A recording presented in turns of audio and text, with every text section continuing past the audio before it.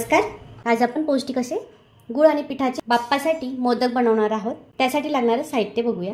रोज जे वापरतो ते गव्हाचं पीठ 2 वाटी, 1 वाटी तूप, 1 वाटी गुळ, 2 मोठे चमचे मिल्क पावडर, अर्धी वाटी सुकं खोबरं किंवा डेसिकेटेड कोकोनट, 1 मोठा चमचा खसखस, 1 चमचा वेलची जायफळ पूड, 1 चमचा पिस्त्याचे काप, काजू किंवा बदाम तुम्ही आवडीनुसार घेऊ शकतात।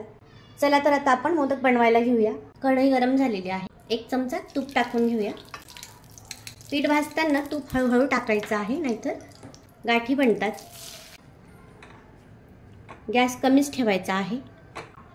कमी गॅसवर आपल्याला छान खमंग असं पीठ भाजून घ्यायचं आहे। कमी गॅसवर जेवढं छान पीठ भाजलं जातं तेवढेच मोदक छान चविष्ट होतात। 1 मिनिट पीठ आपण परतून घेतलेलं आहे। आता आपण थोडं आणखी तूप टाकून घेऊया। 1 मिनिट पुन्हा परतून घेतलेला आहे। अजून 1 चमचा आपण तूप टाकून घेणार आहोत। 3 ते 4 चमचे तूप टाकून घेतलेला आहे। आत्ताच आपण यात खसखस टाकून घेणार आहोत।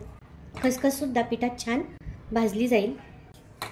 4 चमचे तुपात आपण पीठ भाजून घेतलेलं आहे। आपल्याला गुळ परतायला सुद्धा तूप लागणार आहे, म्हणून आपण तूप काढून ठेवलेलं आहे, कारण आपल्याला गुळ वितळायला तूप लागणार आहे। पीठ आपलं छान खमंग झालेलं आहे। यात आपण डेसिकेटेड कोकोनट, मी जे ड्राय फ्रूट्स घेतले आहेत ते, मिल्क पावडर, गॅस बंद करून सगळं मिक्स करून घ्यायचं आहे। याच कढईत आपण उरलेला अर्धी वाटी तूप टाकून घेतलेला आहे।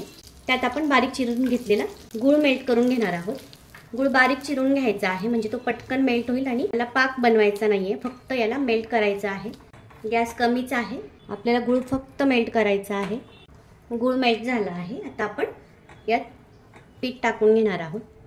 गॅस बंद करायचा आहे आणि हे सगळं मिक्स करायचं आहे। यातच आपण वेलची जायफळ पावडर टाकून घेणार आहोत।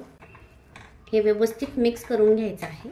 गुळ जास्त वेळ जर शिजवला तर त्याचा पाक तयार होईल आणि मोदक कडक बनतील। मिश्रण ड्राय दिसत आहे, त्यामुळे मी इथे 2 चमचे दुधावरची साय टाकून घेणार आहे, म्हणजेच सारण आपलं छान लुसलुशीत होईल, नाहीतर मोदक ड्राय होतील। आता हे व्यवस्थित मिक्स करून घेऊया। 2 मिनिटं आपण गॅस चालू करून घ्यायचा आहे, म्हणजेच ते व्यवस्थित गरम होईल। गॅस बंद केला आहे। त्याचं मिश्रण तयार झालेलं आहे। आता आपण मोदक बनवायला घेऊया। अशा प्रकारे व्यवस्थित दाबून आपण मोल्डमध्ये सारण भरून मोदक तयार करून घेऊया। छान असा मोदक तयार झाला आहे। असेच आपण सगळे मोदक बनवून घेऊया। तयार आहेत गणपती बाप्पासाठी हेल्दी असे गुळपिठाचे मोदक।